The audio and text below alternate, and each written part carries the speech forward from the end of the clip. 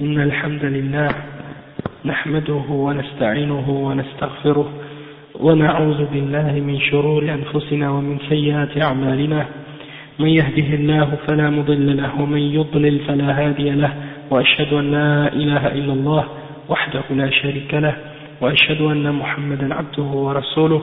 يا أيها الذين آمنوا اتقوا الله حق تقاته ولا تموتن إلا وأنتم مسلمون. يا أيها الناس اتقوا ربكم الذي خلقكم من نفس واحدة وخلق منها زوجها وبث منهما رجالا كثيرا ونساء، واتقوا الله الذي تساءلون به والأرحام إن الله كان عليكم رقيبا. يا أيها الذين آمنوا اتقوا الله وقولوا قولا سديدا يصلح لكم أعمالكم ويغفر لكم ذنوبكم، ومن يطع الله ورسوله فقد فاز فوزا عظيما. وإن خير الكلام كلام الله، وخير الهدي هدي محمد صلى الله عليه وسلم، وإن شر الأمور محدثاتها، وكل محدثة بدعة، وكل بدعة ضلالة، وكل ضلالة في النار. أما بعد. Donc aujourd'hui on est au cours 62 dans le livre de Kitab al-Tawhid, et on est encore au chapitre 19, et là on explique le dernier hadith qui est dans ce chapitre. C'est le hadith dans lequel Abdullah ibn Mas'ud, l'imam Muslim, il rapporte selon Abdullah ibn Mas'ud radiyallahu anhu أن رسول الله صلى الله عليه وسلم قال هلك المتنطعون قالها ثلاثا. Donc le prophète sallallahu alayhi wa sallam a dit que les gens qui font at-tanattu', c'est-à-dire qui rendent les choses compliquées, qui exagèrent dans la religion, eh bien ceux-là ils vont périr, hein? Ce sont des perdants, ils vont périr. On a expliqué la première forme de tanattu' dans la langue, c'est l'aura. On a expliqué que c'est d'exagérer dans l'éloquence, puis d'essayer de parler trop bien, pour essayer d'utiliser des formules compliquées, pour impressionner les gens, pour montrer qu'on est intellectuel et qu'on parle d'une façon compliquée. On a donné des exemples de ça, puis on a expliqué que, au contraire, le da'ya, celui qui appelle les gens à Allah subhanahu wa ta'ala, il doit utiliser des termes simples, des termes faciles à comprendre, un langage qui est simple, et aussi il doit dire aux gens, ou parler, s'adresser aux gens en leur parlant des choses qui sont bénéfiques pour eux, qui vont les aider dans leur pratique de leur religion, et non pas de leur parler des affaires qui sont très très loin d'eux, qui sont trop grandes aussi, que personne ne peut rien faire de toute façon de ces affaires-là, mais de rester au niveau où les gens sont capables de faire quelque chose, et de changer quelque chose en eux-mêmes et dans leur famille, dans leur maison, dans leur société proche. Le cheikh dit أما التنطع في الاستدلال فهو طريقة أهل الكلام وأهل المنطق الذين عدلوا عن الاستدلال بالكتاب والسنة إلى الاستدلال بقواعد المنطق ومصطلحات المتكلمين. والمنطق هذا من أين جاء؟ وقواعد المنطق من أين جاءت؟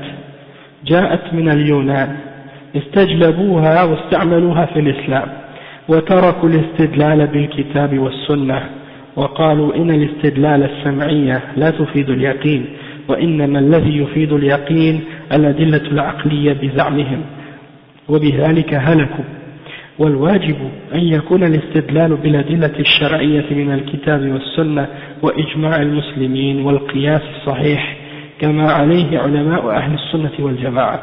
ولهذا يقول الإمام الشافعي رحمه الله حكمي في أهل الكلام أن يضربوا بالجريد والنعال، وأن يطاف بهم في القبائل، وأن يقال هذا جزاء من أعرض عن الكتاب والسنة واشتغل بعلم الكلام. فمن هؤلاء من يترك كلام الله وكلام رسوله صلى الله عليه وسلم ويأتي بقواعد المنطق حتى في العقائد، وهو ما يسمونه الآن علم التوحيد، ويسمون علم المنطق وعلم الكلام. وعلم علم الكلام يسمون علم التوحيد علم المنطق وعلم الكلام وعلم التوحيد، ولذلك وقعوا في الهلاك وضلوا وأضلوا، وقد انتهى أمرهم إلى الحيرة كما شهد بذلك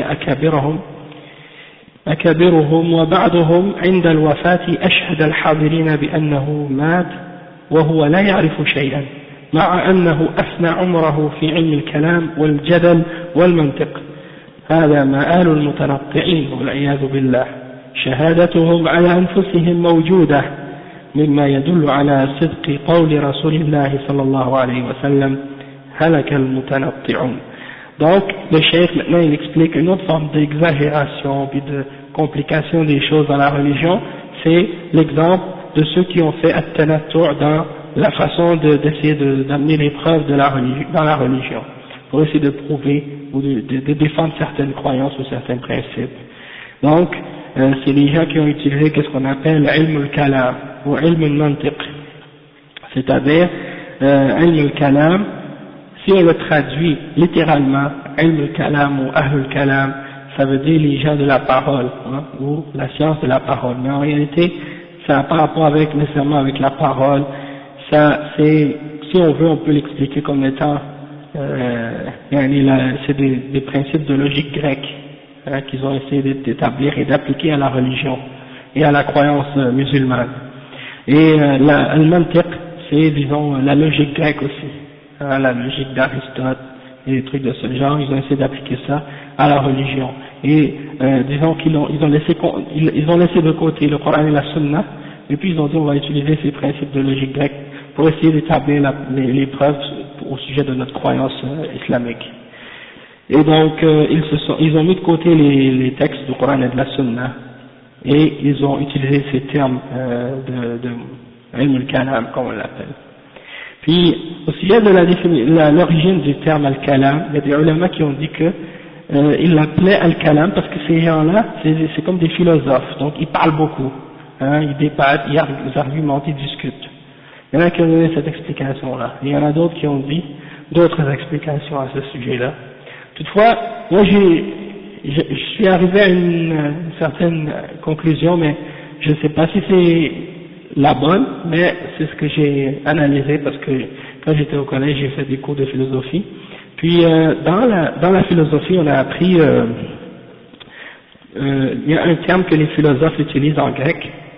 Quand on l'utilise en grec, c'est le terme logos. Et logos, ça veut dire la parole, ok? Mais aussi, c'est utilisé chez les Grecs comme étant la raison, ok? Donc, si on traduit logos, parce qu'on sait que ces gens-là qui ont utilisé cette logique-là, ou bien ces affaires de mantiq, c'est surtout les gens qu'on appelle les Mu'tazila qui ont commencé à utiliser ça. Et ça, c'est à l'époque où les textes grecs étaient traduits en arabe. Donc beaucoup de termes grecs étaient traduits en arabe. C'est pour ça que parfois quand on lit ces livres-là écrits par ces gens-là, on trouve que le style est très difficile à comprendre. C'est loin de l'arabe. C'est loin de l'arabe. C'est une autre mentalité. Ça paraît tout de suite, même en le lisant, on ressent que c'est pas le même style que le style des arabes quand on lit leur texte ou leurs livres. Parce que c'est des termes grecs traduits en arabe, donc ça change beaucoup la nature et le style. Hein. Donc le terme kalam, peut-être, moi c'est ce que j'en suis venu à cette idée-là, peut-être que c'est bon, Allahu alam, mais c'est qu'ils auraient traduit le terme logos dans le sens de la raison pour le mettre en arabe comme étant al-kalam. Donc ça aurait été la science de la raison, ou bien les gens de la raison, ahlul kalam, les gens qui utilisent la raison pour essayer d'arriver à une compréhension de la religion. Puis on sait qu'aujourd'hui les gens qui utilisent ilm al-kalam en plus grande partie c'est les ash'ara. Les ash'ara sont des gens qui font partie de al-mutakallimun, ou bien des gens qui utilisent ilm al-kalam pour essayer de comprendre la croyance. Ok, et c'est eux qui aujourd'hui se présentent comme étant Ahl Sunnah wal Jama'a. Les Ash'ara aujourd'hui, ils disent nous sommes Ahl Sunnah wal Jama'a, de même que les Maturidiyya. Quand vous lisez dans des livres écrits par des non-musulmans, des orientalistes ou des islamologues, quand ils parlent des sunnites ou de Ahl Sunnah wal Jama'a, ils ne parlent pas des salafiyoun, Ahl al-Hadith. Eux, ils parlent des mutakallimin, des Ash'ara. C'est eux qui le désignent comme étant les sunnites et Ahl Sunnah. D'accord? Et donc, pour eux, quand ils parlent par exemple ilm al-tawhid ou usul al-din, ou quand il parle de, par exemple comme le cheikh il dit, ilm al-tawhid, ilm al-mantiq ou ilm al-kalam, tout ça, c'est traduit en français comme étant la théologie. La théologie. Et si vous voyez le mot théo, en grec ça vient de théo, ça veut dire c'est Dieu. Puis logie, ça vient de la science, ça vient pour dire la science de Dieu, ou la science qui a rapport avec Dieu. C'est-à-dire qu'ils utilisent la logique pour essayer de définir qui est Dieu, ou qu'est-ce qui est Dieu et qu'est-ce qui n'est pas Dieu. Hein? Donc, dans l'islam, il n'y a pas de théologie. Dans l'islam, pour comprendre Dieu et pour connaître Dieu, on ne se base pas sur la logique, ou disons uniquement sur la logique. La première base, la première référence, c'est la révélation. Al-Kitab, Al-Qur'an ou Sunnah. Pour connaître Allah, on retourne à ses sources et à ces bases-là. Et ensuite, on peut dire que, par la suite, que la raison, elle confirme certains aspects de notre aqidah, d'accord? Et en même temps, Al-Fitra, qui est notre nature profonde, hein, sur laquelle Allah nous a créé. Al-Fitra, ça aussi, ça fait partie des preuves pour notre aqidah, d'accord? Tandis que pour les gens de Kalam, ulama al-Kalam ou Ahl al-Kalam, la base pour eux, pour établir leur croyance, c'est pas la révélation, mais c'est qu'est-ce qu'ils appellent l'aql, la raison. C'est pour ça que lorsque vous lisez les livres des mutakallimin, que ce soit les livres des Asha'ira ou autres, vous voyez que dans leurs livres, il y a très très peu de références aux textes de la religion, que ce soit le Coran ou la Sunna. La plus grande partie de leurs arguments sont des arguments soi-disant rationnels, qu'ils prétendent être rationnels. D'accord? Et ça les a fait tomber dans des grosses erreurs dans les questions de croyance. On les appelle Asha'ira par référence à Abu al-Hasan al-Ash'ari, qui est né en 260 ou 270 de al-Hijri. Et on a déjà parlé de ça dans d'autres cours, mais c'est un homme qui est vécu, disons, il a grandi dans la secte des Mu'tazila. Pendant 40 ans de sa vie, il était Mu'tazili. Puis, après 40 ans, il a quitté cette secte, parce qu'il a étudié avec des mutakallimin, hein, comme il y en a un qui, comment il s'appelait, Al-Kullab, moi je pense que c'était Mohammed ibn Kullab, si je ne me trompe pas. Il a étudié avec lui, ou certains de ses livres, et il a été convaincu par certains de ses arguments, et donc il a dit, bon ça y est, les Mu'tazila, je ne crois plus en ces principes-là, et il a rejeté publiquement et ouvertement ces croyances-là. Et il est resté un certain nombre d'années dans une croyance qui essaie de réunir entre la voie de Ahl-Sunnah wal Jama'a et la voie des Mu'tazila. C'est-à-dire qu'ils essaient de dire, on va faire le lien entre les deux voies. On va prendre un chemin intermédiaire. On va utiliser les textes comme preuve, mais en même temps on va utiliser la raison, puis on va essayer de réunir les deux. Hein? Donc ils affirment certains attributs d'Allah, puis ils rejettent les autres. Ils affirment 7 attributs, puis les autres attributs ils les déforment, ou ils font le ta'wil, ou le tahrif comme on dit. Et à la fin de sa vie, il a fait tawbah de cette voie-là, il a rejeté ça complètement, et il est venu à la position de l'imam Ahmad et des autres imams de Ahl-Sunnah wal Jama'a. Hein? Et il a écrit un livre qui s'appelle Al-Ibana fi Usul al-Diyana, ok, et un autre livre qui s'appelle Maqalat al-Islamiyin. Et dans ces livres-là, il exprime clairement sa repentance et qu'il a abandonné cette voie intermédiaire et qu'il est revenu à la voie des imams d'Ahl-Sunnah wal Jama'a.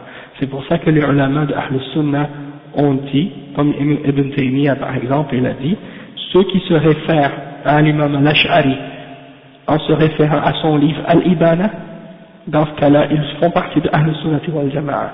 Mais ceux qui se réfèrent à l'imam Abu al-Hasan al-Ash'ari en parlant de sa période intermédiaire, dans ce cas-là, ils sont des gens bid'a. Ils ne font pas partie de Ahl-Sunnah wal Jama'a. Toutefois, même s'il se réfère à son livre Al-Ibana, ils ne doivent pas se dire Ash'ari. Ils ne doivent pas se référer ou dire qu'ils appartiennent à cet homme-là ou à sa croyance, parce que c'est une bid'a de dire ça. D'accord? Donc dans ce sens-là. Mais bon, c'est juste pour vous expliquer que ces gens-là ont utilisé ce qu'on appelle ilm al-kalam, mais c'est une bid'a. Si vous retournez à ces livres-là, comme par exemple, il y a un livre qui est enseigné à l'Azhar maintenant, et qui même certains ont étudié ce livre-là, ça s'appelle Jawharat al-Tawhid. Jawharat al-Tawhid. Et eux, pour eux, le Tawhid, c'est divisé, c'est-à-dire le Tawhid, pour eux, il n'a qu'une seule catégorie, c'est Tawhid al-Rububiyyah. C'est ça le Tawhid, pour eux, c'est Tawhid al-Rububiyyah. Hein, de reconnaître l'existence de Dieu, de dire que c'est le seul créateur, le seul maître de toutes choses. Si tu as cru en ça, tu es un muwahhid, même si tu invoques d'autres en dehors d'Allah, même si tu prends des intermédiaires entre toi et Allah, même si tu vas égorger un animal pour un wali, ou que tu fais le tawaf autour d'une tombe, hein, ou des trucs de ce genre, pour eux, tu fais des doigts pour les morts, ça, t'es toujours un muwahhid, tant que tu as cru et tu as reconnu l'existence de Dieu. Hein, pour eux, comme si on regarde dans le Coran, Allah subhanahu wa ta'ala, il dit à propos des mushrikines de Quraysh, وَلَئِنْ سَأَلْتَهُمْ مَنْ خَلَقَ السَّمَاوَاتِ وَالْأَرْضِ لَيَقُولُنَّ اللَّهُ. Si tu leur demandes qui a créé les cieux et la terre, ils vont dire c'est Allah. Donc, Allah subhanahu wa ta'ala a déclaré que ces gens-là étaient des mushrikines, malgré qu'ils reconnaissaient l'existence de Dieu et qu'il est le seul maître. Donc, le tawhid, c'est pas juste de reconnaître l'existence de Dieu et qu'il est le seul créateur, et l'exclusivité dans l'adoration. Tawhid al-ibada. Et il y a aussi tawhid al-asma wa sifat. Mais eux, tawhid al-asma wa sifat, ça se limite à affirmer 7 attributs, et à renier les autres. Donc ils n'ont pas appliqué tawhid al-asma wa sifat. Et ils n'ont pas appliqué tawhid al-ibada. Pour eux, c'est tawhid al-rububiyyah seulement. C'est pour ça que lorsque vous lisez dans leurs livres, vous ne trouvez que Tawhid al-Rububiyyah faqat. Hein?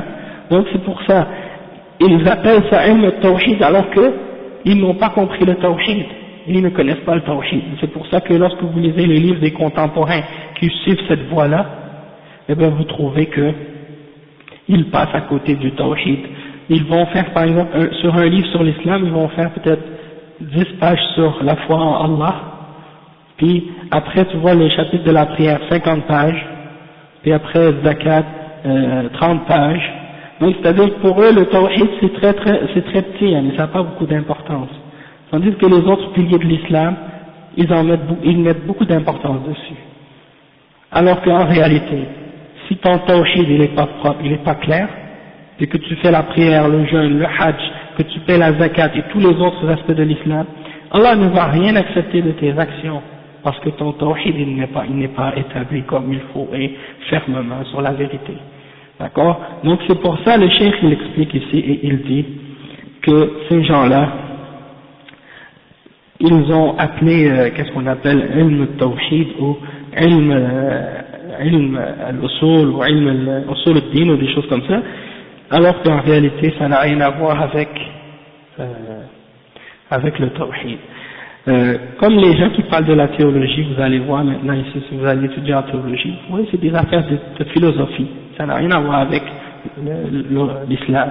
Tandis que si vous lisez les livres des ulama de Ahl Sunnah wal Jama'a, comme le livre qu'on est en train d'étudier, Kitab al-Tawhid, qu'est-ce que vous trouvez dedans? Vous ne trouvez pas de philosophie, ça. Vous ne trouvez pas des argumentations philosophiques, vous trouvez juste Qala Allah, Qala Rasulullah sallallahu alayhi wa sallam. Et c'est ça, ilm al-Tawhid. Donc c'est pour ça, certains aujourd'hui, j'ai entendu certains prêcheurs qui font qui donnent des conférences et des cours dans le monde musulman et en Occident, et j'ai été étonné d'entendre un d'entre eux qui disait la première chose ou la première importance dans l'islam, c'est pas la théologie, c'est le droit. Hein. La chose la plus importante, c'est pas la théologie, c'est le droit. Parce que lui, il parle de quoi? Il parle de la théologie des Grecs, des affaires de philosophie grecque. C'est vrai, il n'y en a pas de ça dans l'islam, c'est pas la priorité. Mais le tawhid c'est la ilaha illallah. Et ça a une priorité dans l'islam, avant le droit. Parce que Allah pendant 13 ans à Mecca, il n'a fait que disons, confirmer et raffermir cette compréhension de l'islam, c'est-à-dire la compréhension de la ilaha illallah et Muhammad Rasulullah. Et la ilaha illallah, c'est le tawhid. Il n'y a rien qui mérite d'être adoré excepté Allah subhanahu wa ta'ala. Pendant 13 ans, il n'y avait pas l'obligation de la salat, il n'y avait pas l'interdiction du zina ou des autres péchés, disons, le khamr ou des choses comme ça. C'était pas encore haram, c'était la base qui était établie. En premier, c'était le tawhid. Et après, les révélations sont venues pour les législations et les autres choses. Donc ça prouve que la priorité, c'est l'aqida, c'est le tawhid.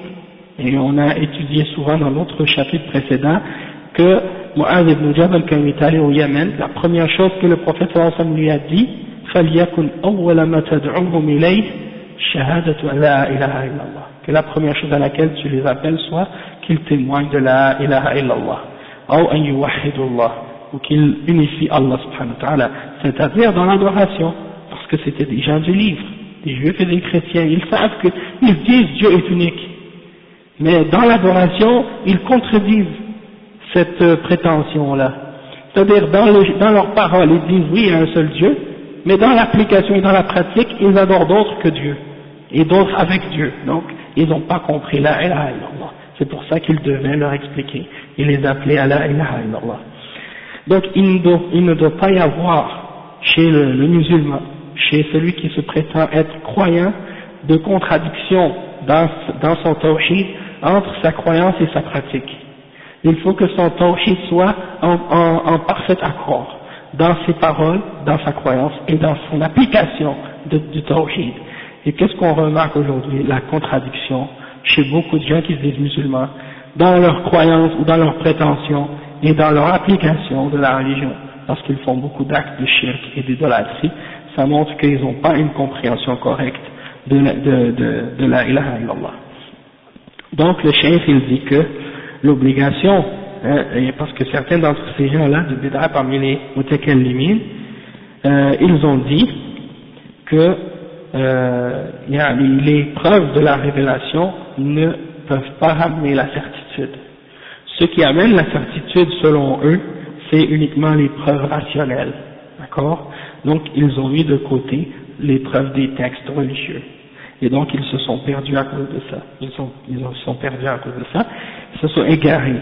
Et donc le cheikh dit l'obligation pour le musulman, c'est qu'il se base pour établir les preuves de sa religion sur les textes de la révélation du Coran et de la Sunna et de l'ijma' des musulmans, c'est-à-dire le consensus des salafs, et les analogies qui sont correctes, al-qiyas, al-sahih, ok, comme les ulama de Ahl Sunnah wal Jama'a l'ont fait.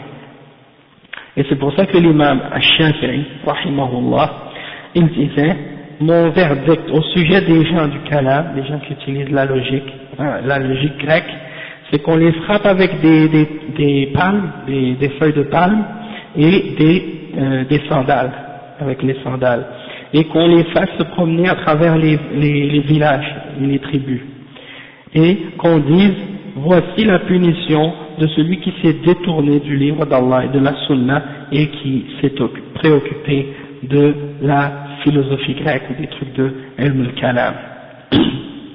D'accord?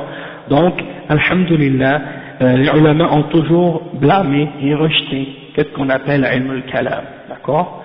Et, bien entendu, certains ulama ont étudié ilm al-kalam, mais pas dans le but de l'utiliser puis d'y croire, mais dans le but de réfuter ces gens-là, pour connaître leur langage et pour répondre à leurs mensonges. Hein? Mais ça, c'est pas n'importe qui peut faire ça, bien entendu, c'est quelqu'un qui est ferme dans sa croyance et dans sa connaissance de la religion, puis qui a atteint un niveau de religion, de science dans l'islam. Lui, il peut faire ça, hein, et lire les livres des gens de bid'a, lire les livres des kuffars, lire les livres des mutakallimin pour les réfuter. Mais le commun d'entre nous, on peut pas faire ça, parce qu'on risque disons, à cause de notre manque de connaissance de l'islam, on risque de tomber dans des erreurs, dans des shubuhat qu'on n'est pas capable de réfuter parce qu'on n'a pas assez de connaissances. Puis on risque de s'égarer peut-être, parce que si une de ces shubuhat rentre dans le cœur de quelqu'un, puis qu'il n'est plus capable de la faire sortir de son cœur, hein, et de l'éliminer avec la science, eh bien là, il risque même parfois de tomber dans l'égarement à cause de ça. Comme c'est arrivé à certains parmi les grands savants de l'islam, hein, comme Al-Ghazali par exemple. Il y a des ulama qui ont dit que l'imam Al-Ghazali, il a lu le livre de Ibn Sina, Al-Shifa, puis il est tombé malade. Hein, parce que le mot Al-Shifa, ça veut dire la guérison. Mais ils ont dit la guérison l'a rendu malade. Et ce livre-là, qui s'appelle La guérison, ça l'a rendu malade. Et il est tombé dans l'égarement à cause de ce livre-là, et à cause d'autres livres des philosophes. Donc, c'est très dangereux si tu n'es pas prêt. Et Al-Ghazali, malheureusement pour lui, comme des ulama ont expliqué, quand il est rentré dans la philosophie, son intention c'était pas nécessairement de la réfuter, mais c'était de l'utiliser pour l'accepter, pour l'utiliser, hein, comme un moyen valable ou qui est acceptable. Et c'est ça qui a fait en sorte qu'il s'est égaré à cause de ça. Tandis que Ibn Taymiyyah, lui, quand il a étudié ces choses-là, déjà à la base il savait avec conviction que c'était faux. Il n'a pas étudié parce qu'il voulait la connaître, il a étudié juste pour pouvoir la réfuter. Hein? Parce que la vérité, c'est ce qui vient dans le Coran et dans la Sunna. Ça, il était convaincu de ça. Et il y a une chose aussi que Ibn Taymiyyah a expliqué à ce sujet-là, c'est que la philosophie, elle se divisait chez les Grecs en différents domaines. Hein? Il y avait les chiffres et les calculs, comme les mathématiques. Il y avait les observations des choses naturelles dans l'univers. Ça, c'est des choses qui sont aussi utilisables, correctes. Mais il y a un autre domaine qui s'appelle la métaphysique. Hein? Puis ça, c'est le niveau des idées, puis des croyances. Et c'est là-dedans que la plupart des gens c'est dans ce domaine-là que la plupart des gens ont dévié quand ça a rapport avec la religion. Parce que les calculs et les maths, ça peut être utile dans la dunya, ça y a pas de doute. Et les observations naturelles, des choses qu'on peut observer et expérimenter, ça aussi ça peut être pratique dans la dunya, et on a fait beaucoup de découvertes scientifiques grâce à ça. Ça y a pas de problème. Mais l'autre domaine qui a à faire avec la métaphysique, tu parles du rêve, tu parles de l'invisible. Tu peux pas utiliser ta raison pour définir ces choses-là, puisque c'est en dehors du monde matériel et du monde physique. Donc tu parles de choses sans aucune connaissance. Hein? Et c'est ce qu'on appelle en arabe, yani al-dhann. Hein?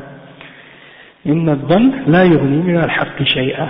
Donc d'avoir juste des conjectures, puis tu dis des choses à propos de Dieu, à propos de l'invisible, alors que tu n'as aucune preuve. Donc Allah nous interdit de rentrer dans ces choses-là. Ok, donc wa alaykoum salam wa rahmatullahi wa barakatuh. Donc vous avez vu l'exemple de l'imam al-Shafi'i et comment son jugement a été sévère au sujet des gens de Bid'a qui sont rentrés dans Ilm al-Kalam. C'est pour faire comprendre aux musulmans qu'il faut s'éloigner de ces affaires-là. On n'en a pas besoin, nous, les musulmans. On n'en a pas besoin, et c'est juste une perte de temps. Et le cheikh, il dit, ceux qui ont abandonné la parole d'Allah et la parole du messager, sallallahu alayhi wa sallam, et qui est rentré avec les principes de logique grecque et autres, ils les ont utilisés dans les choses qui ont rapport avec les croyances, comme j'ai dit, la métaphysique et autres, et à cause de ça, ils se sont perdus, ils se sont égarés eux-mêmes et ils ont égaré les autres. Vous savez combien de sectes sont apparues juste à cause de ces erreurs-là? Il y a une grande quantité de sectes partent à cause de cette erreur-là. Les Jahmiya, les Mu'tazila, les Asha'ira, les Maturidiya et beaucoup d'autres. Ça a causé des grandes fitanes.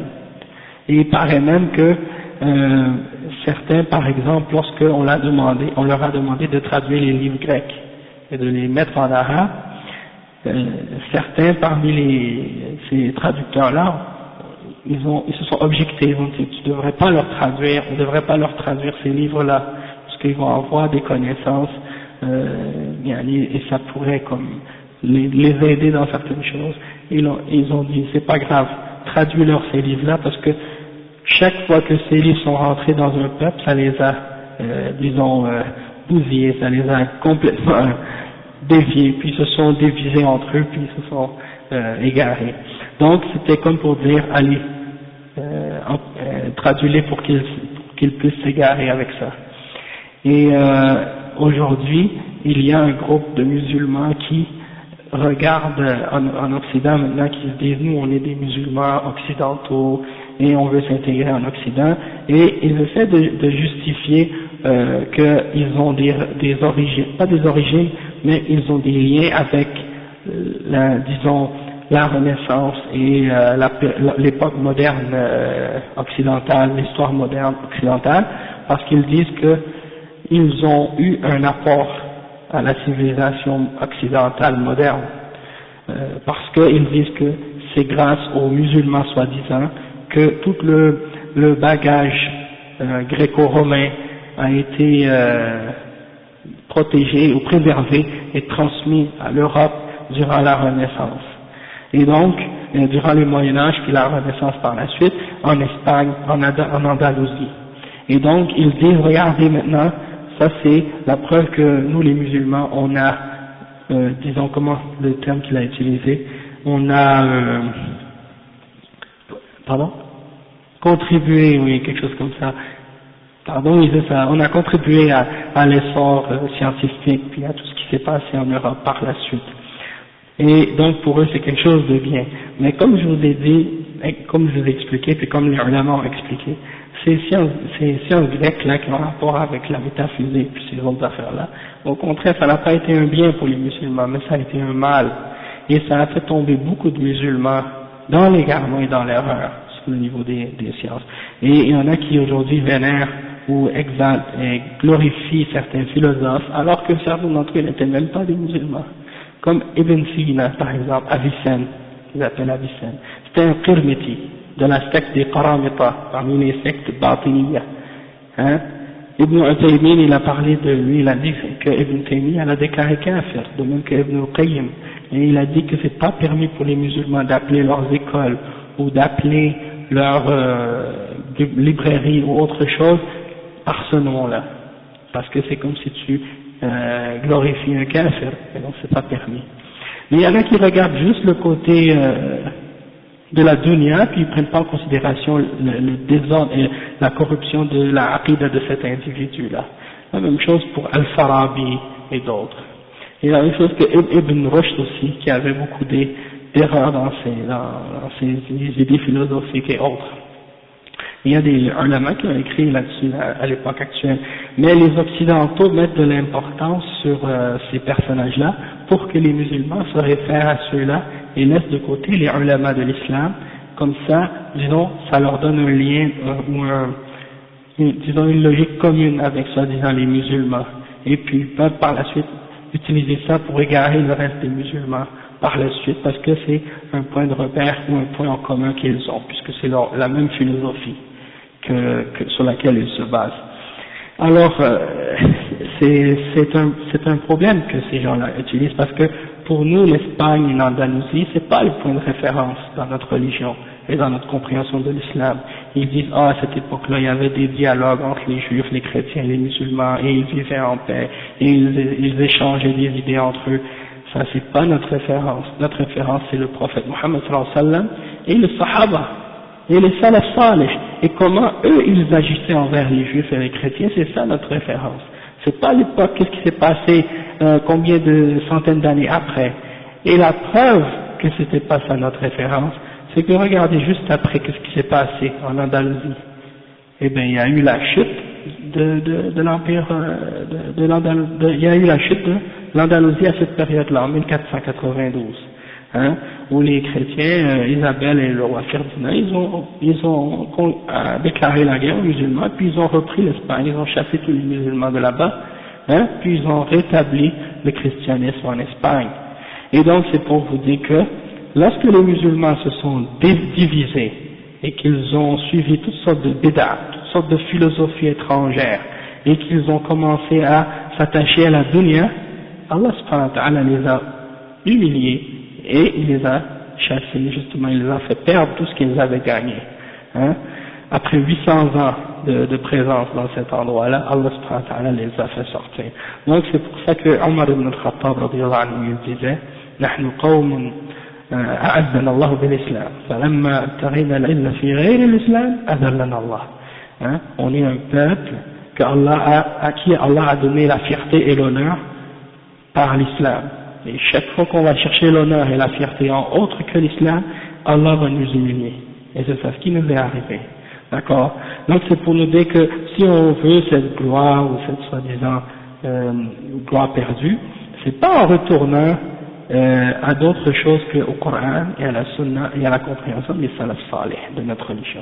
Comme l'imam Malik a dit, rahimahullah, لا يصلح آخر هذه الأمة إلا بما صلح به أولها. Si tu veux réformer les gens qui vont venir vers la fin des temps, ils ne vont pas réformer leur état, excepté par ce par quoi les premiers musulmans l'ont réformé, c'est-à-dire le Coran ou le Sunna, le Tawhid ou l'Aqidah, exactement. Donc c'est ça que le cheikh ici il essaie de nous faire comprendre. Et donc, quand on parle de ilm al-tawhid et ilm al-aqidah, on ne parle pas de ces philosophies-là. Hein? Il y en a qui disent, il y a le tawhid, les discours, les disputes philosophiques. Nous, on ne parle pas de ça. Quand on parle du tawhid, on parle du Coran et de la Sunna. Et le cheikh, il dit que les plus grands philosophes qui se sont attardés à ces formes de ilm al-kalam, eh ben, lorsqu'ils sont arrivés à la mort ou proches de la mort, ils ont tous eu des remords et des regrets d'avoir perdu leur temps à étudier ces sciences-là. Et certains d'entre eux, ils disaient, bon, j'ai passé toute ma vie à chercher, à étudier, à lire, à faire plein de recherches, et je meurs sur la croyance des personnes âgées de la ville de Neysabur ou autre, comme ils étaient dans différentes régions.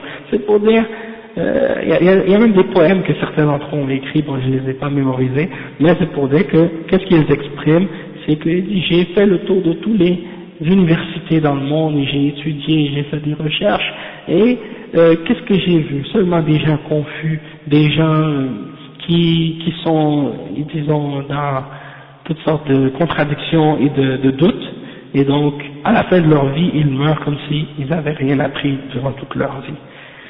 Et donc, ils ont passé leur temps avec la logique, les argumentations, et toutes ces affaires-là, et puis ils ont perdu leur temps. Et ça, c'est la conclusion de ceux qui font qu'est-ce qu'on appelle at-tanattu' dans la croyance et dans les questions de religion. Et ils ont été des témoins contre eux-mêmes. Et ça prouve que le prophète sallallahu alayhi wa sallam avait raison lorsqu'il a dit « halaka al-mutanatti'un ».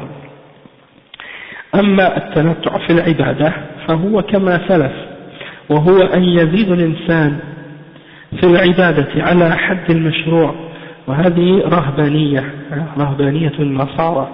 أما الحد المشروع فهو كما قال صلى الله عليه وسلم: أصلي وأنام وأصوم وأفطر وأتزوج النساء وآكل اللحم ومن رغب عن سنتي فليس مني. هذا هو الاعتدال. أما التبتل وعدم الزواج والصيام دائما ولا يفطر والصلاة كل الليل ولا ينام، هذا كله من الغلو والتنطع الذي يهلك صاحبه كما هلكت النصارى في رهبانيتهم.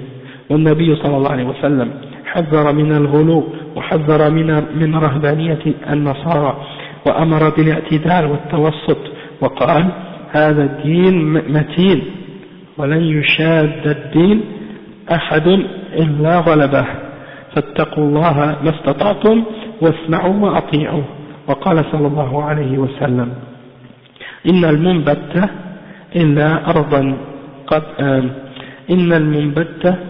لا أرضا قطع ولا ظهرا أبقى، والمنبت هو الذي يكلف نفسه بالسير ولا يستريح ولا يريح راحلته، وهذا ينبت يعني ينقطع وتموت راحلته ويقف في وسط الطريق فلا ظهرا أبقى، أي لأن راحلته ماتت، ولا أرضا قطع لأن المسافة باقية.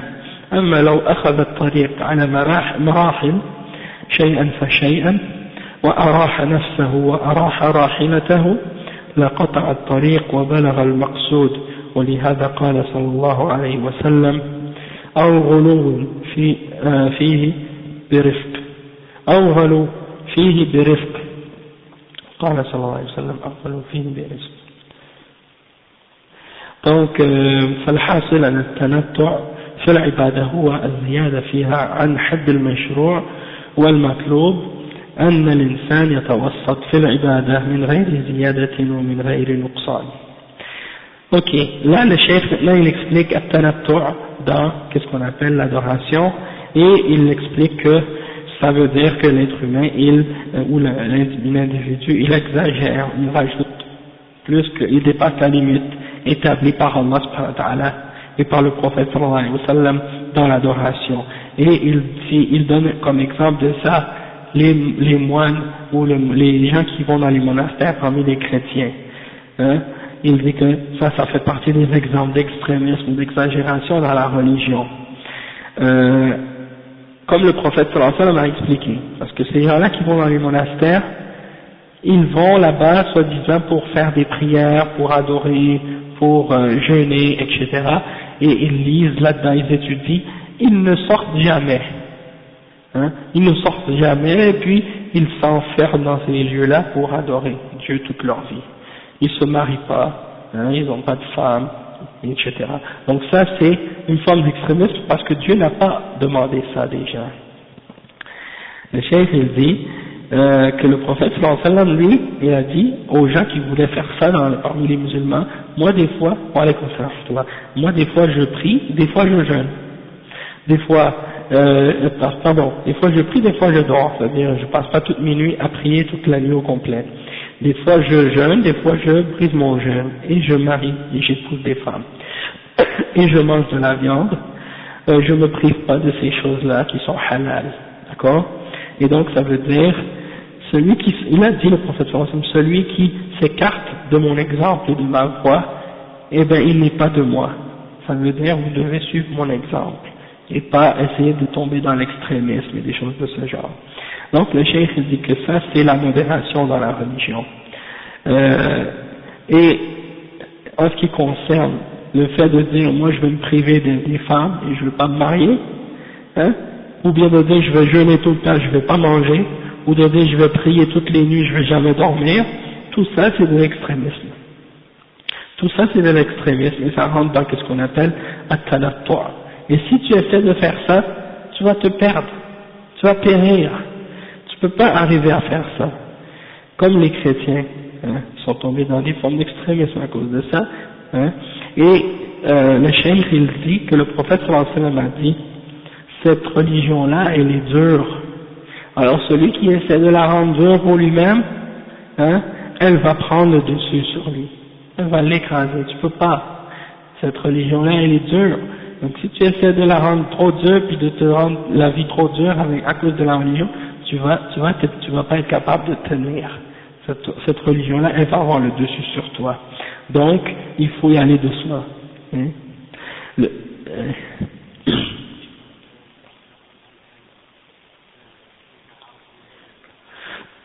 على الأرض والسماوات والجبال. Peut-être, mais je me souviens plus le tafsir de cette ayah. Malheureusement, j'ai lu ça il n'y a pas longtemps. Mais peut-être que ça a un rapport. Mais je vais vérifier, puis après on verra, Inch'Allah. Le cheikh il dit donc, فَاتَّقُوا اللَّهَ مَا اسْتَطَعْتُمْ وَاسْمَعُوا وَأَطِيعُوا. Craignez Allah le plus que vous pouvez.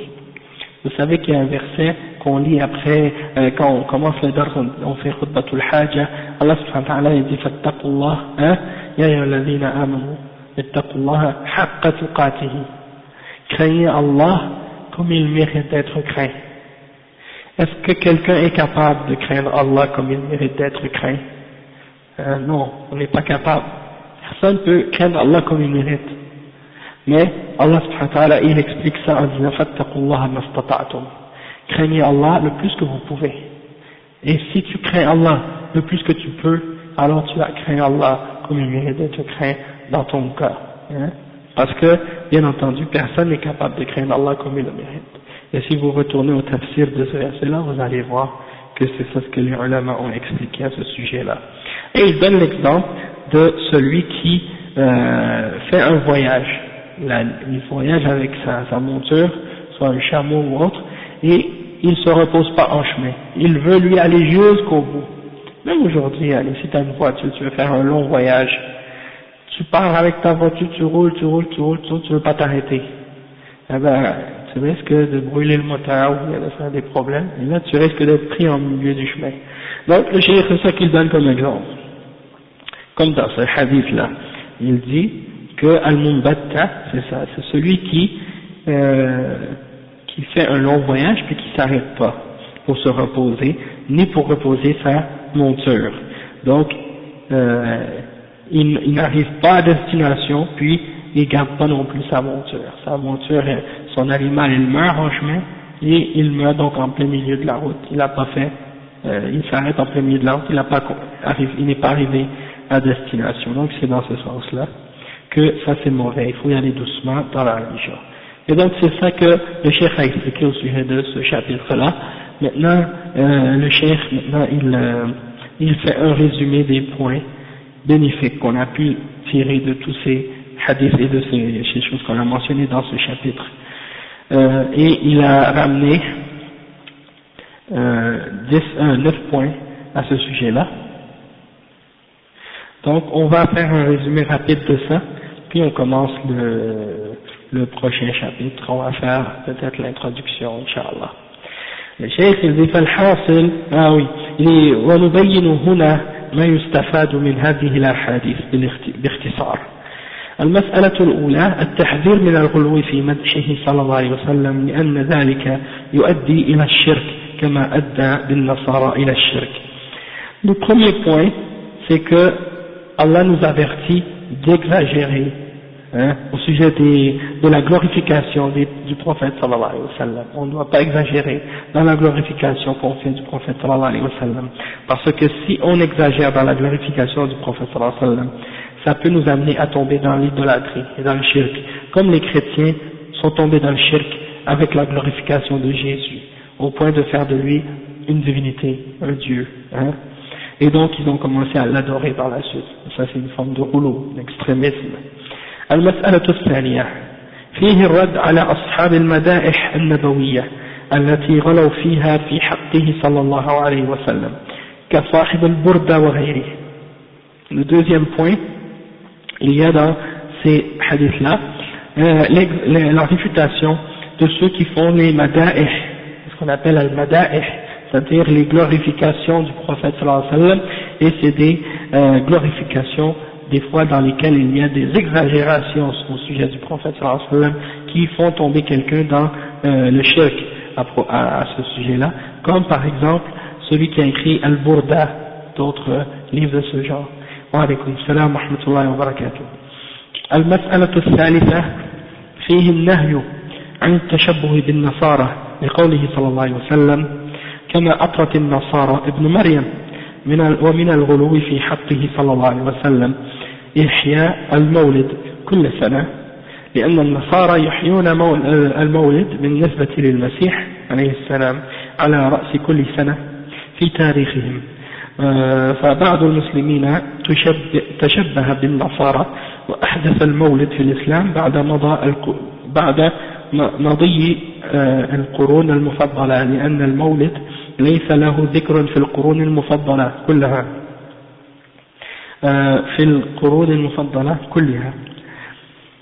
وإنما حدث بعد 100 الرابعة أو بعد 100 السادسة لما انقرض عهد القرون المفضلة فهو بدعة وهو من التشبه بالنصارى. Le cheikh il dit qu'il y a dans ces hadiths-là l'interdiction de ressembler et d'imiter les chrétiens. Comme le prophète sallallahu alayhi wa sallam a dit dans ce hadith-là, et n'exagérez pas dans la glorification comme les chrétiens ont exagéré dans la glorification du fils de Marie, c'est-à-dire de Jésus. Parce que c'est interdit d'imiter les chrétiens et en même temps d'exagérer au sujet du prophète sallallahu alayhi wa sallam.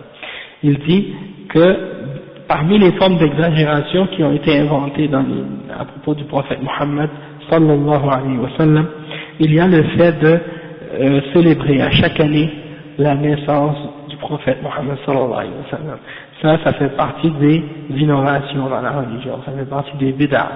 Et c'est pas permis pour les musulmans de célébrer la naissance d'aucun prophète, ni d'aucun être humain en réalité dans l'islam. On ne fait pas la naissance des gens. Ça fait pas partie de la voie des prophètes. Ni même Jésus n'a jamais fêté sa naissance à lui. Ni même les compagnons de Jésus n'ont jamais fêté la naissance de Jésus. Hein? Et Noël, ça n'existait pas au temps de Jésus, il n'a jamais enseigné ça. Ça se trouve, même si vous lisez la Bible aujourd'hui, vous ne trouvez pas, nulle part où c'est écrit, il faut fêter Noël. C'est une bid'a même chez les chrétiens, si tu regardes dans le sens des chrétiens, c'est une bid'a chez eux aussi. Et ils ont innové ça, et parmi les musulmans, il y en a qui ont voulu imiter les chrétiens qui fêtent Jésus, donc ils ont dit on va faire la fête du prophète Mohammed sallallahu alayhi wa sallam. Et parmi les musulmans maintenant dans les pays musulmans, ils ont pris ça comme une fête nationale dans les pays musulmans, et ils ont congé ce jour-là. Hein, ils ont congé, ça, il n'y a pas de travail, il n'y a pas d'école, c'est comme une fête officielle. Et ça c'est bien entendu grave, c'est haram de faire ça, c'est une bid'a yani. Donc, c'est pas permis pour les musulmans de fêter ça, ni au nom de la tradition, ni au nom de quoi que ce soit d'autre.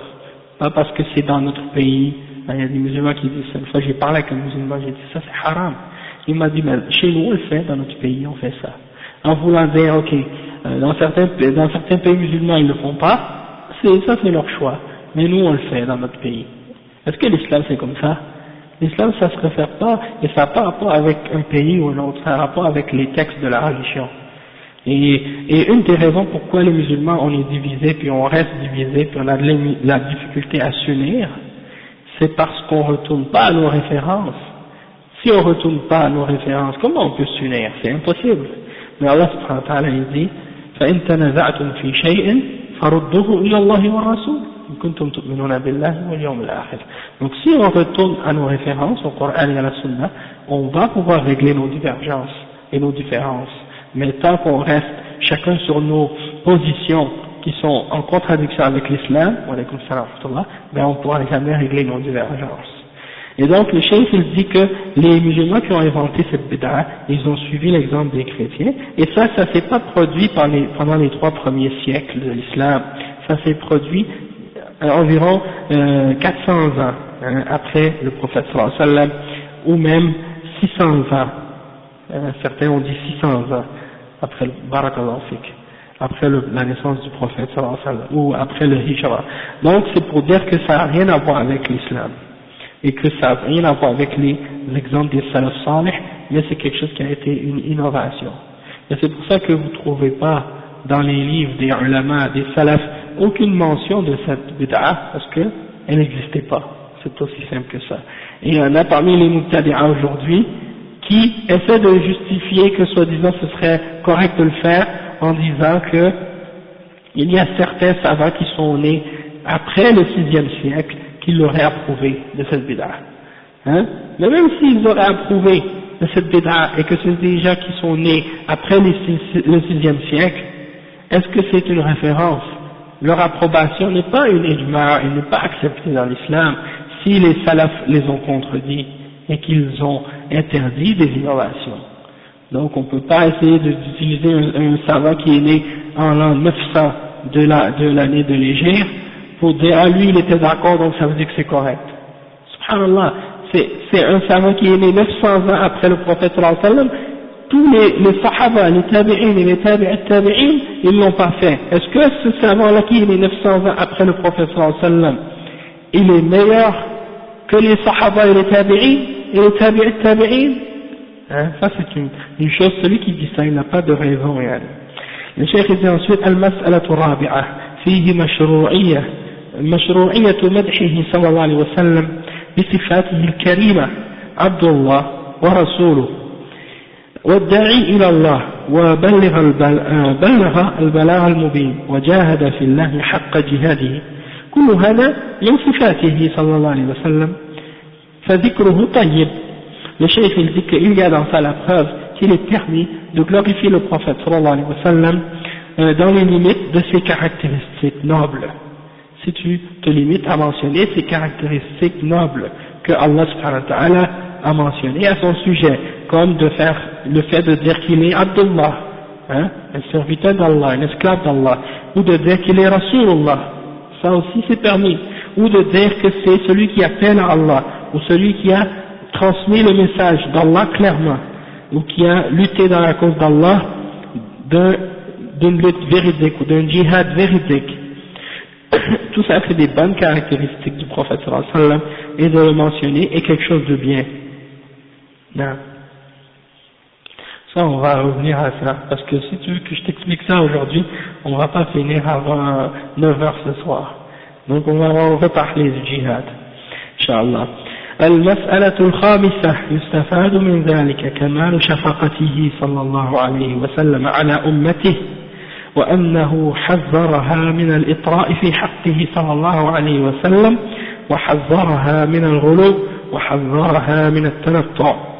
Donc le cinquième point, on peut prendre de ces hadiths que le prophète sallallahu alayhi wa sallam, il avait beaucoup d'amour et d'affection pour sa ummah, et il les a avertis d'exagérer à son sujet. Il les a avertis aussi d'exagérer en général dans la religion, et il les a avertis de at-talattu' et de al-ghulu. ثلاثة أساليب جاء بها الإطراء والغلو والتنطع نوعها من باب التأكيد صلى الله عليه وسلم والتحذير من الغلو. C'est-à-dire il a utilisé les trois termes. Il a utilisé le terme de al-itra, qui a rapport avec l'exagération dans la glorification, al-ghulu, l'extrémisme, l'exagération, et at-tanattu' qui est aussi une forme d'exagération.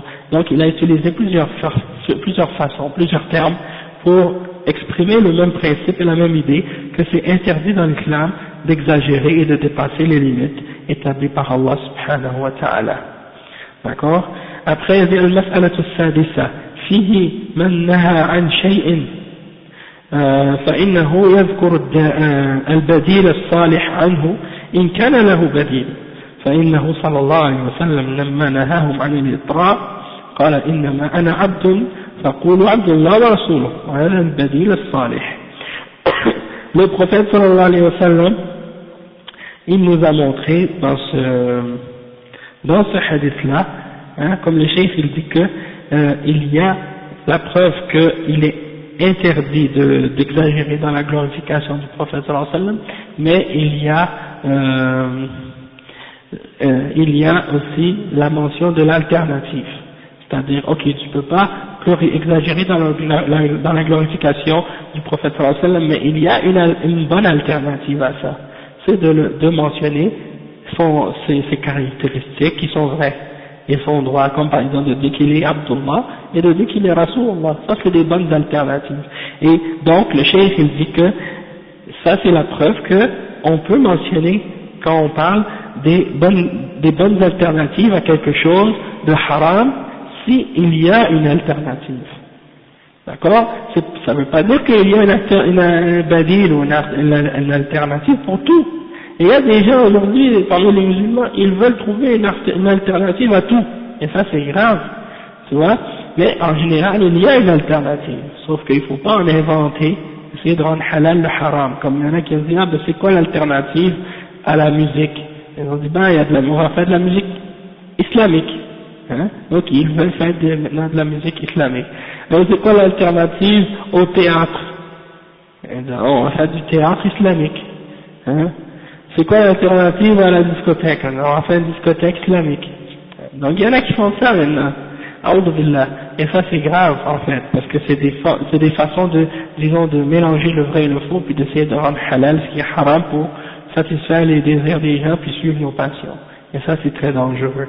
Mais quand il y a un badil, on le mentionne. Donc par exemple, c'est quoi le badil de zina, la fornication et l'adultère? C'est le mariage. Il y a un badil, c'est le mariage. C'est pas de faire comme certains voudraient rendre halal le fait d'avoir des copains-copines. Ah ben, on peut pas se marier, on va faire des copains-copines. Non, ça c'est pas permis dans l'islam. Ok, alhamdulillah. Le cheikh il dit المسألة السابعة في الحديث النهي عن الغلو في العبادات ومنها حصي الجمار, c'est des pierres qu'on lance pour les jamarat. نعم. قال فيها إياكم والغلو فإنما أهلك من كان قبلكم الغلو. والغلو في العبادات هو الزيادة فيها عن الحد المشروع وكمية وكيفية ووقتا وإلى غير ذلك. نحن لا نحدث شيئا عند أنفسنا من عند أنفسنا. Sixièmement, l'interdiction d'exagérer dans les adorations. Comme par exemple, il a mentionné l'exemple des pierres qu'on lance pour les jamarat. On n'a pas le droit de prendre des grosses pierres ou des grosses roches. Il faut prendre des petites pierres, comme par exemple un pois chiche, la grosseur d'un pois chiche, puis on les lance. Pas de prendre des grosses pierres. Aujourd'hui, il y a des gens qui lancent leurs sandales, il y a des gens qui lancent des grosses pierres, des grosses planches, n'importe quoi. Tout ce qu'ils peuvent trouver, ils le jettent.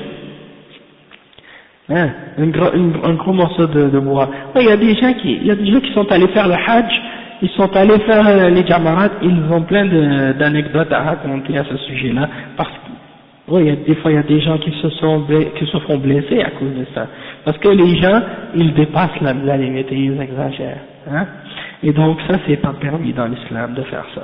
Le cheikh il dit donc on n'a pas le droit de dépasser la limite dans l'adoration, que ce soit dans la façon de le faire, et dans la quantité et aussi dans le temps.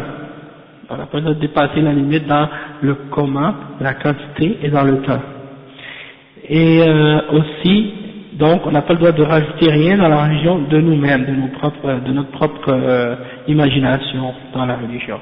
Et le chef dit والبدعة تنقسم إلى قسمين بدعة حقيقية وبدعة إضافية.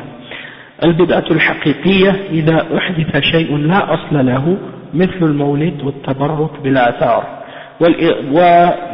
والإضافية أن تحدث للعبادة المشروعة وقتا أو صفة لم يشرعها الله ورسوله، كما لو قلنا ليلة النصف من شعبان يصلون الناس ويتهجدون أو نصوم نصف من شعبان. الصيام مشروع وقيام الليل مشروع، ولكن إذا حددناه بوقت لا دليل عليه فهذه بدعة إضافية، لأن أصل العبادة مشروع ولكن تقييدها بوقت محدد فيه إضافة إلى العبادة وهي غير مشروعة، فهذه بدعة تسمى إضافية. وذكر الله مشروع والتسبيح والتهليل والتكبير مشروع، ولكن إذا قلنا للناس سبحوا 1000 أو 1000 تسبيحة وكبروا 1000 تكبيرة وقولوا كذا 1000 مرة بدون دليل فهذا يعتبر بدعة إضافية. Le cheikh ici explique un point important, il explique la bid'a, hein, et qu'il y a deux catégories de bid'a. Et des fois, le fait que les gens ne comprennent pas ces deux catégories-là, ça fait qu'ils ne savent pas distinguer entre qu'est-ce qui est bid'a et qu'est-ce qui n'est pas bid'a parfois. Et donc, le cheikh il dit que la bid'a, elle se divise en deux catégories. La bid'a réelle et la bid'a par ajout, si on veut. Et la bid'a réelle, c'est quoi? C'est quelque chose qui a été inventé, qui n'a aucun fondement dans la religion, c'est-à-dire il n'y a aucune origine dans l'islam, ni dans le Coran, ni dans la Sunna. Comme par exemple, le fait de célébrer la naissance du prophète, sallallahu alayhi wa sallam, et de chercher la baraka dans les vestiges ou les restes des monuments ou des choses qui existent dans certains endroits. Tu les touches pour essayer d'avoir une baraka ou des choses comme ça. Ça, c'est comme ils appellent, en français ils appellent ça les reliques, hein, les reliques. Donc les reliques des saints, des trucs comme ça. Ils essaient d'avoir des bénédictions à partir de ces choses-là. Donc tout ça, ça fait partie des bid'a haqiqiyya, parce que ça n'a aucune référence dans le Coran et dans la Sunna. Toutefois, il y a une autre catégorie de bid'a, et c'est cette catégorie-là que beaucoup de gens ignorent, et c'est celle qui est al-idafiyya. C'est-à-dire que c'est le fait de faire une adoration qui est légiférée à la base, elle existe dans l'islam, elle est dans le Coran, elle est dans la Sunna, sauf que tu essaies de la limiter dans un temps spécifique ou dans une description spécifique qui n'a pas été amenée par le Coran ni par la Sunna. Comme par exemple, le cheikh il dit, c'est permis dans l'islam de faire la salat. Allah nous a légiféré de faire la salat et de faire des nawafil comme on veut. Et il nous a aussi légiféré de prier la nuit et de faire tahajjud et de jeûner. Hein? Ça c'est permis dans l'islam. Il y a des ordres, des versets qui parlent de ça et des hadiths qui parlent de ça. Donc le jeûne, tahajjud, salat, tout ça, ça fait partie de l'islam. Le problème, c'est que tu viens dire ou tu viens essayer de limiter ou spécifier un temps spécifique à une adoration qui n'a pas été établie par le Coran ou par la Sunna. Comme si par exemple tu dis, la nuit du milieu du mois de Sha'ban, on doit prier tous ensemble à la mosquée la nuit. Ça n'a pas été supporté par aucune preuve, ni dans le Coran, ni dans la Sunna. Donc de vouloir spécifier cette nuit-là en particulier pour dire qu'on va prier cette nuit-là, ça demande une preuve du Coran et de la Sunna. Mais si tu veux prier la nuit chez toi à n'importe quel jour, il n'y a pas de problème, tu peux le faire. Mais de dire on va faire ça spécifiquement ce jour-là ensemble chaque année, ça devient une bid'a. Hein? Ou bien de dire on va jeûner ce jour-là, ça devient une bid'a aussi. Mais le jeûne à la base c'est permis, et faire qiyam al-layl c'est permis, tant qu'on n'a pas spécifié un temps spécifique ou une façon spéciale de le faire. Hein? Comme par exemple le cheikh il dit, si supposons que là, après la prière de Isha tout à l'heure, je disais à tout le monde, comme par exemple, dites Subhanallah 1000 fois, puis là on commence tous ensemble, on dit Subhanallah, Subhanallah, Subhanallah, on commence à compter. Là après quand vous avez tous fini, là je dis ok, dites Allahu Akbar 1000 fois, et là on commence, Allahu Akbar, Allahu Akbar. Hein? Et là, je dirais par exemple, dites La ilaha illallah 1000 fois. Donc le cheikh il dit, si tu fais ça, à la base de faire le tasbih, de faire le takbir, de faire le tahlil, tout ça c'est permis dans l'islam et c'est légiféré. Mais de le faire de cette façon-là, un nombre spécifique de fois, et de le faire en groupe, et de le faire après la prière, de cette façon-là, ça devient une bid'a. Parce que ça n'a pas été amené par la charia. Hein? Si on se limite à un texte, si je vous amène une preuve qui dit voici un hadith authentique, qui dit que le prophète sallallahu alayhi wa sallam a dit qu'il faut faire ça ou qu'on peut faire ça à telle façon, à tel moment ou de telle façon, ça c'est correct, on peut le faire. Mais si c'est quelque chose que tu amènes de ta propre tête et que tu veux dire aux gens faites ça de cette façon-là, à ce moment-là, là ça devient une bid'a. Et ça on retrouve ça beaucoup dans les livres des soufiyas, dans les livres de Azkar ou les livres Awrad, les Awrad des soufiyas. Vous trouvez par exemple, si vous dites telle chose après la prière de Fajr pendant 7 semaines et que vous faites telle chose, vous voulez un enfant, votre femme va accoucher après la 8e semaine. Ou des trucs comme ça. Et tu te demandes, mais c'est quoi la preuve de ça?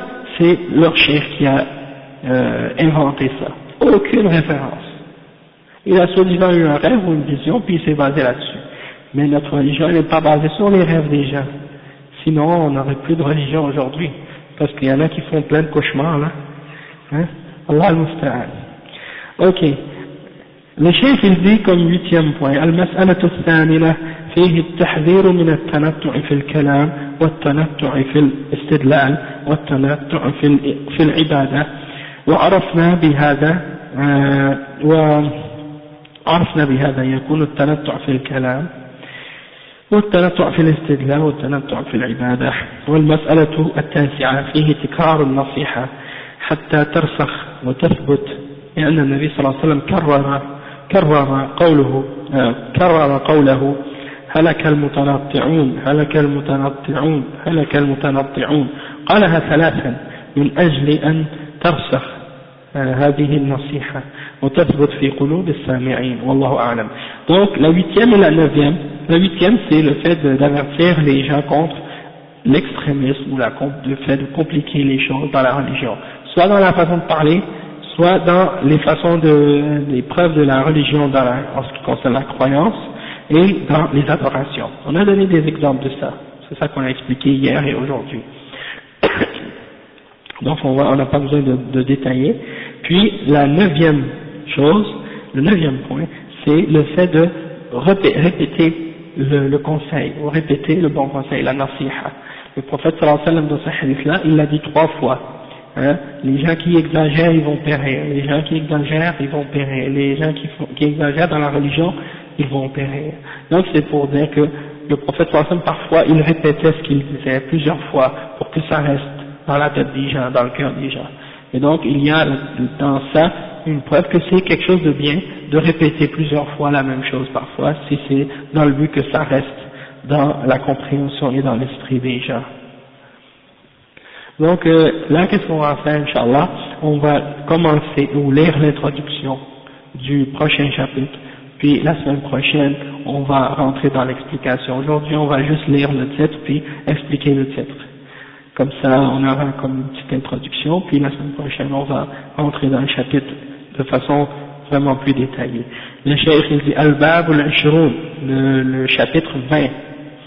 Le titre, c'est quoi? Babu ma ja'a fi at-taghlid fi man 'abada Allah 'inda qabri rajulin salih, fa kayfa idha 'abadahu. C'est-à-dire, le chapitre de ce qui est rapporté au sujet de celui qui, du fait que disons la sévérité ou le danger sévère de la personne qui adore Allah près de la tombe d'un homme pieux. Donc si la question d'adorer Allah près d'une tombe d'un homme pieux c'est grave, alors qu'est-ce qu'on va dire au sujet de la personne qui adore cet homme pieux là, ce mort? C'est encore plus grave. C'est-à-dire quelqu'un qui va à la tombe de quelqu'un pour adorer Allah, pas pour adorer le mort, pour adorer Allah. Ça c'est grave. Alors imaginez celui qui va à la tombe, non pas pour adorer Allah, mais pour adorer le mort, qui est enterré dans sa tombe. Ça c'est encore plus grave, c'est ça le titre. C'est ce que ça veut dire.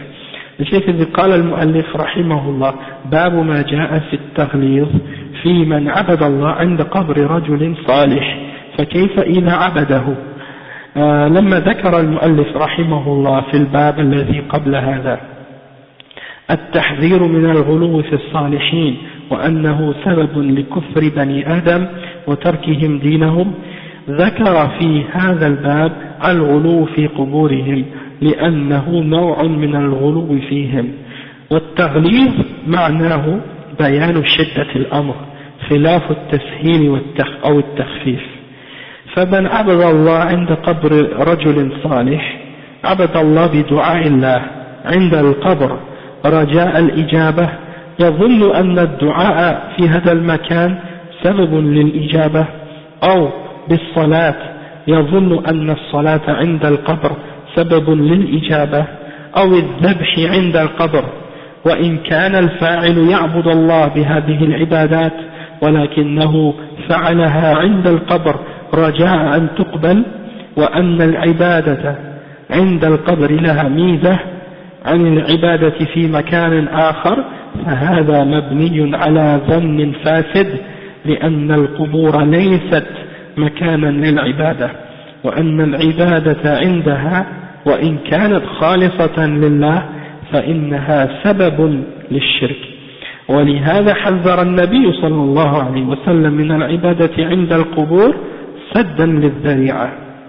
Le cheikh il dit que l'auteur, le cheikh Mohammed ibn Abdul Wahhab, il dit que ça c'est un chapitre au sujet de celui, ou un chapitre au sujet du danger ou de la sévérité du fait d'adorer Allah auprès d'une tombe ou auprès de la tombe d'un homme pieux. Alors que pouvons-nous dire dans ce cas-là au sujet de celui qui adore cet homme pieux-là au lieu d'adorer Allah à cet endroit-là? C'est encore pire. Et le cheikh il a mentionné ce chapitre-là après le chapitre qu'on vient de mentionner tout à l'heure, le chapitre qui s'intitulait le fait d'avertir de l'exagération ou de l'extrémisme qu'on a par rapport aux hommes pieux, et que le fait d'exagérer au sujet des hommes pieux dans leur glorification, c'est ça ce qui a amené la grande partie des hommes a tombé dans le kufr et le shirk et a abandonné la religion d'Allah, la religion du tawhid. C'est ça ce qui les a fait dévier. Donc, c'est pour montrer que le chapitre qui a précédé, on a parlé de l'exagération au sujet des tombes, donc, dans le chapitre précédent, on a parlé de l'exagération au sujet des hommes pieux. Maintenant, on va parler de l'exagération au sujet des tombes, là, l'endroit où ces hommes pieux-là sont enterrés, et que ça fait partie de l'exagération à leur sujet, au sujet de ces hommes-là. Et donc, Cheikh il explique le mot at-tarlil, et il dit que ça veut dire les choses qui sont dures ou sévères, difficiles, le contraire de la facilité, puis qu'est-ce qui est léger ou plus moins dur, disons, ou moins sévère. Et donc, c'est au sujet de celui qui adore Allah auprès d'une tombe. Et là, il explique qu'est-ce que ça veut dire, auprès de la tombe d'un homme pieux. Et là, il explique qu'est-ce que ça veut dire. Ça veut dire que tu vas adorer Allah, tu vas faire un dua pour Allah, tu demandes à Allah quelque chose, mais tu t'en vas faire ton dua à côté de la tombe. Tu t'en vas faire ton dua à côté de la tombe parce que tu penses que le fait de faire ton dua à cet endroit-là spécifique, ça va faciliter que le dua va être exaucé. Tu dis, si je fais mon dua ici, peut-être Allah va m'exaucer. Mais si je m'en vais près de cette tombe, Allah va m'exaucer peut-être plus facilement parce que je suis à côté de la tombe. C'est ça c'est ça l'idée que le chef explique. Il dit que de penser comme ça c'est une chose qui peut amener quelqu'un à tomber dans le shirk. D'accord? Ça c'est très grave. Ou bien, tu fais ta salat dans la mosquée, tu dis oui, ma salat elle va être acceptée. Mais si je veux faire ma salat près de la tombe de cet homme pieux-là, peut-être Allah va accepter encore plus. Tu t'imagines que le fait d'être là, ça va avoir une cause dans le fait que ça va être accepté plus ou non. Et il donne l'exemple aussi de celui qui va égorger l'animal. Il va égorger cet animal ou le sacrifier à cet endroit-là, à côté de la tombe.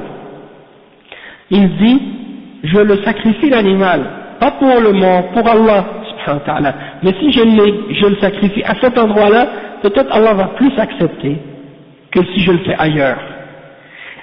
Et ça c'est dangereux, sur le plan que la personne, toi tu as l'intention de le faire pour Allah seulement, pas pour l'homme qui est enterré à cet endroit-là. Toutefois la personne qui te voit faire ça, elle ne sait pas ton intention, parce que ton intention est dans ton cœur. En apparence, on ne peut pas savoir, est-ce que tu le fais pour Allah ou est-ce que tu le fais pour le mort? Et donc pour éviter la shubha, pour éviter le doute, eh bien tu le fais pas du tout à cet endroit-là. D'accord? Donc, wa alaykum salam wa rahmatullahi wa barakatuh. Le cheikh il dit, tu t'imagines que de faire l'adoration à cet endroit-là, près de la tombe, elle a quelque chose de plus particulier que de faire l'adoration à un autre endroit. Et ça c'est basé sur une fausse présomption, une fausse idée. Parce que les tombes ne sont pas des endroits pour adorer Dieu. Les cimetières et les tombes ne sont pas des lieux d'adoration. D'accord? Et donc, l'adoration, même si tu le fais uniquement pour Allah, à ces endroits-là, c'est un moyen qui peut amener les gens à tomber dans le shirk. Et Allah subhanahu wa ta'ala et le prophète sallallahu alayhi wa sallam a averti de ne pas adorer Allah dans les cimetières et dans les tombes pour éviter que les gens tombent dans le shirk. Ok? Sadd al-Zari'a. Il y a un principe dans l'islam qu'on appelle Sadd al-Zari'a ou Sadd al-Zara'i', c'est-à-dire fermer la porte à tout ce qui peut t'amener à tomber dans quelque chose de haram, même si elle n'est pas haram en elle-même, elle devient haram si elle t'amène à quelque chose de haram. Après, il y a un petit paragraphe qui prend quelques lignes, qui dit أما إذا كان يدعو القبر ويستغيث بالميت فهذا شرك أكبر. أما إذا كان يعبد الله مخلصا له العبادة ولكن عند القبر فهذا وسيلة إلى الشرك وطريق إلى الشرك فهو محرم، فكيف إذا عبده؟ والذي عليه القبوريون اليوم أنهم يعبدون القبور صراحة ويستغيثون بها ويذبحون لها وينادون الموتى المدد يا فلان، المدد يا بدوي، المدد يا علي، يطلبون منهم المدد استراحة ويذبحون لهم وينظرون لهم ويصرفون لهم أنواعا من العبادة فهم داخلون في من عبد القبر.